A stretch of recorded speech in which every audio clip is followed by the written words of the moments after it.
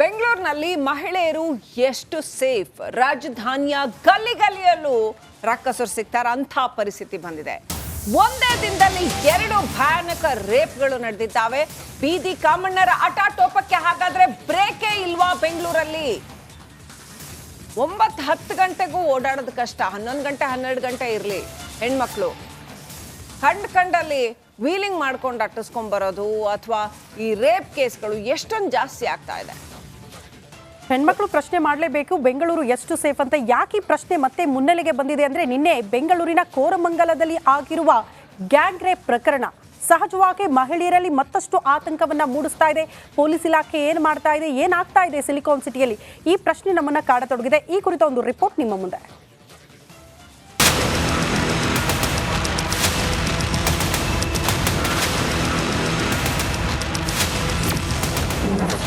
ಬೆಂಗಳೂರಿನಲ್ಲಿ ಮಹಿಳೆ ಮೇಲೆ ಗ್ಯಾಂಗ್ ರೇಪ್, ರಾಕ್ಷಸಿ ಕೃತ್ಯಕ್ಕೆ ಬೆಚ್ಚಿಬಿದ್ದ ಬೆಂಗಳೂರು. ಹೌದು, ಬೆಂಗಳೂರಿನ ಕೋರಮಂಗಲದಲ್ಲಿ ರಕ್ಕಸರು ಕ್ರೂರತ್ವ ಮೆರೆದಿದ್ದಾರೆ. ಗುರುವಾರ ತಡರಾತ್ರಿ ನಡೆದುಕೊಂಡು ಹೋಗ್ತಾ ಇದ್ದ ಮಹಿಳೆಯ ಮೇಲೆ 4 ಕಾಮುಕರು ಸಾಮೂಹಿಕ ಅತ್ಯಾಚಾರ ಎಸಗಿದ್ದಾರೆ ಅನ್ನೋ ಆರೋಪ ಕೇಳಿಬಂದಿದೆ. ಈ ರಾಕ್ಷಸಿ ಕೃತ್ಯಕ್ಕೆ ಸಿಲಿಕಾನ್ ಸಿಟಿ ಮಂದಿ ಬೆಚ್ಚಿಬಿದ್ದಿದ್ದಾರೆ.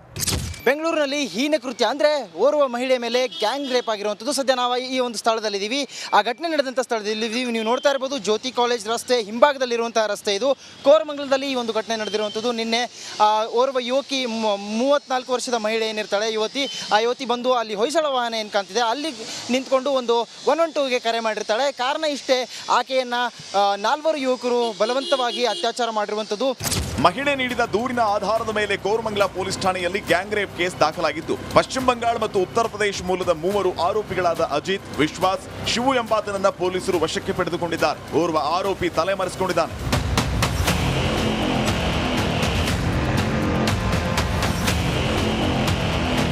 ಖಾಸಗಿ ಹೋಟೆಲೊಂದರಲ್ಲಿ ಕೆಲಸ ಮಾಡ್ತಾ ಇದ್ದ ಕಿರಾತಕರು ಪರಿಚಯಸ್ಥರಂತೆ ಮಹಿಳೆಯನ್ನ ಮಾತಾಡಿಸಿ ಎಣ್ಣೆ ಏಟಲ್ಲಿ ಎತ್ತಾಕೊಂಡು ಹೋಗಿ ಅತ್ಯಾಚಾರ ಮಾಡಿದಾರಂತೆ. ಬೆಳಗಿನ ಜಾವ 5 ಗಂಟೆವರೆಗೂ ದೌರ್ಜನ್ಯ ನಡೆದಿದ್ದು, ತದನಂತರ ಮಹಿಳೆ ಬಳಿಯಿದ್ದ ಹಣ, ವಸ್ತುಗಳನ್ನ ಕದ್ದು ಪರಾರಿಯಾಗಿದ್ದಾರಂತೆ.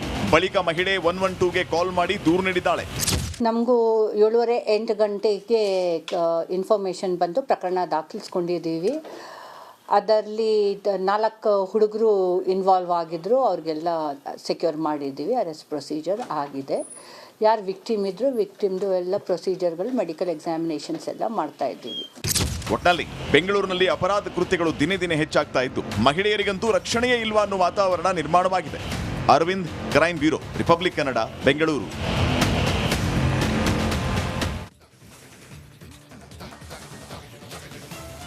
ಹಾಗಾದ್ರೆ ಬೆಂಗಳೂರಿನಲ್ಲಿ ಮಹಿಳೆಯರು ಎಷ್ಟು ಸೇಫ್ ಆಗಿದ್ದಾರೆ? ವೀಕ್ಷಕರೇ, ನಿಮ್ಮ republic Kannada mega reality check ಮಾಡಿದೆ. ಕತ್ತಲಾದ್ರೆ ಮಹಿಳೆಯರಿಗೆ ಸುರಕ್ಷತೆ ಇದೆಯಾ ಬೆಂಗಳೂರಿನಲ್ಲಿ? ಬೆಂಗಳೂರಿನಲ್ಲಿ ನಡೆದಾಡೋಕ್ಕೂ ಕೂಡ ರಾತ್ರಿ ಹೊತ್ತು ಮಹಿಳೆಯರು ಭಯ ಪಡುವಂತ ವಾತಾವರಣ ಇದೆ. ಬಸ್ಗಳಲ್ಲಿ ಸೇಫ್ ಅನ್ನೋ ವಾತಾವರಣ ಇಲ್ಲ. ಪೊಲೀಸರು ಇನ್ನಷ್ಟು ಗಸ್ತು ಹೆಚ್ಚಿಸಬೇಕು ಅಂತ ಇದು ಬೆಂಗಳೂರಿನ ಮಹಿಳೆಯರ ಕೂಗು. ಸಾಕಷ್ಟು ಜನರನ್ನ ಮಾತಾಡ್ಸಿದ್ವಿ ನಾವು. ಏನ್ ಹೇಳ್ತಿದ್ದಾರೆ ಬೆಂಗಳೂರಿನ ಮಹಿಳೆಯರು? ನೈಟ್ ಲೈಫ್ಗೆ ಹೆಸರಾಗಿರ್ತಕ್ಕಂಥ ಬೆಂಗಳೂರಿನಲ್ಲಿ ಈ ಪರಿಸ್ಥಿತಿ ಆದ್ರೆ ಇನ್ನೇನ್ ಕತೆ ಅಂತ. ನಡ್ಕೊಂಡು ಹೋಗೋಕೆ ಭಯ ಆಗುತ್ತೆ, ಯಾಕಂದರೆ ಫಾಲೋ ಮಾಡ್ತಾರೆ ಹಿಂದೆ ಹೋಗ್ತಾ ಇದ್ರೆ. ಇಲ್ಲೇ ಮೆಜೆಸ್ಟಿಕಲ್ಲೇ ಜಾಸ್ತಿ, ಇನ್ನೆಲ್ಲೂ ಭಯ ಇಲ್ಲ, ಮೆಜೆಸ್ಟಿಕಲ್ಲೇ ಜಾಸ್ತಿ. ಪೊಲೀಸರು ಇರ್ತಾರೆ ಇರ್ತಾರೆ, ಇಲ್ಲಿ ಇರ್ತಾರೆ. ಅಲ್ಲಿ ಹೋಗ್ತಾ ಯಾರೂ ನೋಡಿಲ್ಲ, ಇಲ್ಲೆಲ್ಲ ಇರ್ತಾರೆ, ನೋಡಿದ್ರು. ನಡ್ಕೊಂಡು ಹೋಗೋಕೆ ಭಯ ಆಗುತ್ತೆ. ನೈಟ್ ಅಂತೂ ತುಂಬ ಡೇಂಜರಸ್ಸು. ಬಸ್ ಸ್ಟ್ಯಾಂಡ್ ಸೇಫ್ ಅಲ್ಲ, ಯಾವುದೂ ಸೇಫ್ ಅಲ್ಲ. ತುಂಬ ಹುಡುಗಿಯರು ತುಂಬ ಜಾಗರೂಕತೆಯಾಗಿರಬೇಕು. ಭಯ ಆಗುತ್ತೆ, ಆಗಬೇಕು. ಪೊಲೀಸ್ ತುಂಬ ಕೇರ್ಫುಲ್ ಆಗಿರಬೇಕು. ಯಾಕಂದ್ರೆ ನೋಡಿದ್ರೆ ರೇಪು ಬರ್ತಾನೆ ಇರುತ್ತೆ, ಹೆಣ್ಮಕ್ಳಿಗೆ ಮತ್ತೆ ಚೈನ್ ಸ್ನ್ಯಾಚರ್ಸು ನಡೀತಾನೆ ಇದೆಯಲ್ಲ, ತುಂಬ ಕಷ್ಟ ಇದೆ. ಸೇಫ್ಟಿ ಬೇಕು. ಸುಮ್ಮನೆ ಹೇಳ್ತಾರೆ ಅಷ್ಟೇ, 12 ಗಂಟೆ ರಾತ್ರಿಯಲ್ಲಿ ಹೆಣ್ಮಕ್ಳು ಓಡಾಡಿದ್ರೆ ಸ್ವಾತಂತ್ರ್ಯ ಸಿಗುತ್ತೆ ಅಂತ ಎಲ್ಲ ಹೇಳ್ತಾರೆ. ಅದೆಲ್ಲ ಸುಮ್ಮನೆ, ಅದು ಹೇಳೋಕ್ಕಾಯ್ತು ಅಷ್ಟೇ. ನಾವು ಜಾಸ್ತಿ ಪ್ರೊಟೆಕ್ಷನ್ ಬೇಕು ಹೆಣ್ಮಕ್ಳಿಗೆ. ಆಮೇಲೆ ಹೆಣ್ಮಕ್ಳು ಸಹ ಹಂಗೆ ನಡ್ಕೋಬೇಕು ಅಂತಲೇ ನಾವು ಹೇಳ್ತೀವಿ. ನಾವು ಬರೀ ಗಂಡು ಮಕ್ಳಿಗೆ ಹೇಳೋದಲ್ಲ, ಹೆಣ್ಮಕ್ಳು ಸಹ ಅದೇ ಥರ ರೂಲ್ಸ್ ಫಾಲೋ ಮಾಡ್ಕೊಂಡು ಅದೇ ಥರ ನಡ್ಕೊಬೇಕು. ಅವ್ರೂ ಬೇಕು. ನಮಗೇನು ಭಯ ಇಲ್ಲ ಮೇಡಮ್. ಪೊಲೀಸ್ ಅವ್ರು ಇದ್ದಾರಲ್ಲ, ಸಾರ್ ಅವ್ರು ಇರೋವರೆಗೂ ನಮಗೇನು ಭಯಗಳು.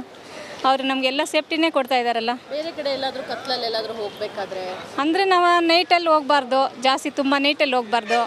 ನಮ್ಗೆ ಆದಷ್ಟು 9 ಗಂಟೆ ಒಳಗಡೆ ಮನೆ ಸೇರ್ಕೋಬೇಕು. ನಮ್ಗೆ ಈಗ ಬಸ್ಸಲ್ಲಿ ಹೋಗ್ತಿರ್ಬೇಕಾದ್ರೆ ಟಚ್ ಮಾಡೋದು ಇದೆಲ್ಲ ಮಾಡ್ತಾರಲ್ಲ, ಗೊತ್ತಾಗುತ್ತೆ, ಬಟ್ ಹೇಳಿದ್ರೆ ಏನು ಕಾಣಿಸಲ್ವ ಹಿಂಗೆ ಹೇಳ್ತಾರೆ. ಕಂಡಕ್ಟ್ರಿಗೆ ಹೇಳಿದ್ರು ಅವ್ರು ರೆಸ್ಪಾನ್ಸ್ ಮಾಡಲ್ಲ, ಸುಮ್ಮನೆ ಇರಮ್ಮ ಅಂತ ನಮಗೆ ಹೇಳ್ತಾರೆ. ಇಲ್ಲ ಲೇಡೀಸ್ ಟಾಯ್ಲೆಟ್ಗೆ ಹೋಗ್ಬೇಕಾದ್ರೂ ಸೇಫ್ಟಿ ಇರಲ್ಲ ಒಂದೊಂದು ಸತಿ, ಯಾಕಂದರೆ ಅಲ್ಲೂ ಕೂಡ ಬಂದುಬಿಡ್ತಾರೆ. ಇದು ಎಕ್ಸ್ಪೀರಿಯನ್ಸ್ ನನಗೆ ಕೂಡ ಆಗಿದೆ. ಲೇಡೀಸ್ ನಾವು ಇರಬೇಕಲ್ವಾ, ನಾವು ಸಂಜೆ ನೈಟ್ ಆಗೋ ಅಷ್ಟರಲ್ಲಿ ಇರಬಾರ್ದು. ಆದಷ್ಟು ಬೇಗ ಹೋಗ್ಬಿಡಬೇಕು. ಆದಷ್ಟು ಬೇಗ ಹೋಗ್ಬಿಡಬೇಕು, ಮನೆಗೆ ಹೋಗಬೇಕು. ಇನ್ನು ಎಷ್ಟಂತ ಅವರು 11-12 ಗಂಟೆವರೆಗೂ ಇರ್ತಾರೆ ಪೊಲೀಸವರು. ಅವ್ರು ಹೇಳ್ತಿದ್ದಾರೆ ಭಾಳ ಸುಲಭವಾಗಿ ನೈಟಲ್ಲಿ ನೈಟ್ ಆಗೋದ್ರೊಳಗೆ ಹೋಗ್ಬಿಡ್ಬೇಕು ಅಂತ. ಪಾಪ ಹೆಣ್ಮಕ್ಳು, ಲಕ್ಷಾಂತರ ಹೆಣ್ಮಕ್ಳು ಬೆಂಗಳೂರಲ್ಲಿ ರಾತ್ರಿ 11 ಗಂಟೆವರೆಗೂ ಕೆಲಸ ಮಾಡ್ತಾರೆ. ಮಿನಿಮಮ್ 11 ಗಂಟೆವರೆಗೂ ಕೆಲಸ ಮಾಡ್ತಾರೆ, ಒಬ್ರಿಬ್ಬರಲ್ಲ. ಕೆಲವು ಕಂಪ್ನಿಗಳಲ್ಲಿ ನೈಟ್ ಶಿಫ್ಟ್ ಕೂಡ ಇರುತ್ತೆ. ನೈಟ್ ಶಿಫ್ಟ್ ವರ್ಕ್ ಮಾಡ್ತಾರೆ. ನಾಗರಾಜ್ ಅಪ್ಪಸಂದ್ರ ನಮ್ಮ ಪ್ರತಿನಿಧಿ ಲೈವ್ ಕನೆಕ್ಟ್ ಆಗಿದ್ದಾರೆ. ನಾಗರಾಜ್, ನಾವು ನೋಡ್ತಾ ಇದ್ವಲ್ಲ, ಇದು ಸ್ಯಾಂಪಲ್ಸ್ ಅಷ್ಟೇ ನಾವು ನೋಡಿದ್ದು ಬೈಟ್ಗಳು. ನೀವು ಯಾವುದೇ ಹೆಣ್ಮಕ್ಳನ್ನ ಸುಮ್ಮನೆ ನಿಲ್ಲಿಸಿ ಕೇಳಿ ಬೆಂಗಳೂರಲ್ಲಿ, ಯಾಕಂದ್ರೆ ನಾನು ಶ್ರುತಿ ಕೂಡ ಬೆಂಗಳೂರಲ್ಲೇ ಕೆಲಸ ಮಾಡೋದು, ನಾವು ಚೆನ್ನಾಗಿ ಇದನ್ನು ಖಂಡಿತವಾಗ್ಲೂ ಎಕ್ಸ್ಪೀರಿಯನ್ಸ್ ಮಾಡಿದ್ದೀವಿ. ಯಾರನ್ನೇ ಕೇಳಿ ಸ್ವಲ್ಪ ರಾತ್ರಿ 8-8:15 ಕ್ರಾಸ್ ಆಯ್ತು, 9 ಗಂಟೆ ಕ್ರಾಸ್ ಆಯ್ತು ಅಂದರೆ ಭಯ ಶುರುವಾಗುತ್ತೆ. ಎಷ್ಟರ ಮಟ್ಟಿಗೆ ಅಂದರೆ ವೀಲಿಂಗ್ ಮಾಡ್ಕೊಂಡು ಅಟ್ಟಿಸ್ಕೊಂಡ್ಬರ್ತಾರೆ, ಅಥವಾ ರಸ್ತೆ ಮೇಲೆ ನಡ್ಕೊಂಡು ಹೋಗೋಕ್ಕೆ ಆಗಲ್ಲ ಅನ್ನೋಂಥ ಪರಿಸ್ಥಿತಿ. ಚೈನ್ ಸ್ನ್ಯಾಚ್ ಆಗುತ್ತೋ ಅಥವಾ ಮತ್ತಿನ್ನೇನು ಮಾಡ್ತಾರೋ, ಫಿಸಿಕಲ್ ಅಟ್ಯಾಕು, ಆಮೇಲೆ ಕಾರಲ್ಲಿ ಹೋಗ್ತಾ ಇದ್ರೆ ಅಟ್ಟಿಸ್ಕೊಂಬರೋಂಥದ್ದು, ಇಂಥವು ಎಲ್ಲವೂ ಬೇಕಾದಷ್ಟು ಆಗೋಯ್ತು. ಈಗ ರಿಪಬ್ಲಿಕ್ ಕನ್ನಡನೇ ಕಳೆದ 2-3 ತಿಂಗಳಿನಿಂದ ನಿರಂತರವಾಗಿ ಈ ಕುರಿತಾದ ರಿಪೋರ್ಟ್ ಕೊಟ್ಟಿದೆ. ಪೊಲೀಸ್ ಏನಾದರೂ ಆಕ್ಷನ್ ತಗೊಂಡಿದ್ದಾರಾ ಇದ್ರ ಬಗ್ಗೆ ನಾಗರಾಜ್? ಏನಾದರೂ ಸೆಕ್ಯೂರಿಟಿ ಎಕ್ಸ್ಟ್ರಾ ಟೈಟನ್ ಅಪ್ ಮಾಡಿದಾರಾ? ಇನ್ನೇನಾದರೂ ಆಕ್ಷನ್ ಆಗಿದೆಯಾ ಪೊಲೀಸ್ ಕಡೆಯಿಂದ?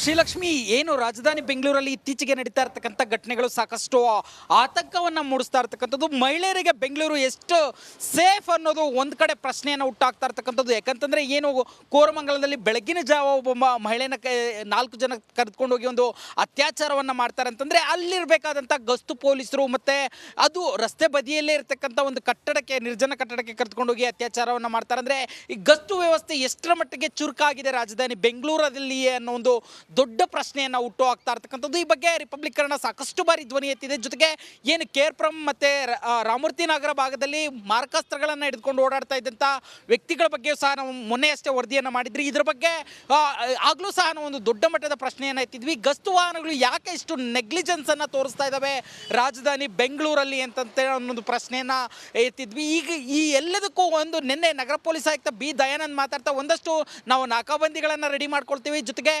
ರಾತ್ರಿ ವೇಳೆಯಲ್ಲಿ ಗಸ್ತು ವ್ಯವಸ್ಥೆಯ ಉಸ್ತುವಾರಿಯನ್ನು PSI ನೇತೃತ್ವದ ಅಧಿಕಾರಿಗೆ ನೀಡ್ತಾ ಇದ್ದೀವಿ ಅನ್ನೋ ಒಂದು ಮಾಹಿತಿಯನ್ನು ಕೊಟ್ಟಿದ್ರು. ಆದರೆ ಇದು ಇನ್ನಷ್ಟೇ ಇಂಪ್ಲಿಮೆಂಟ್ ಆಗಬೇಕಾಗಿರ್ತಕ್ಕಂಥದ್ದು ರಾಜಧಾನಿ ಬೆಂಗಳೂರಲ್ಲಿ. ಏನು ಇದುವರೆಗೂ safest city in the country ಅಂತೇಳಿ ಕರೆಸ್ಕೊಳ್ತಾ ಇತ್ತು ರಾಜಧಾನಿ ಬೆಂಗಳೂರು, ಈಗ ಇಲ್ಲಿ ಆಗ್ತಾ ಇರ್ತಕ್ಕಂಥ ಘಟನೆ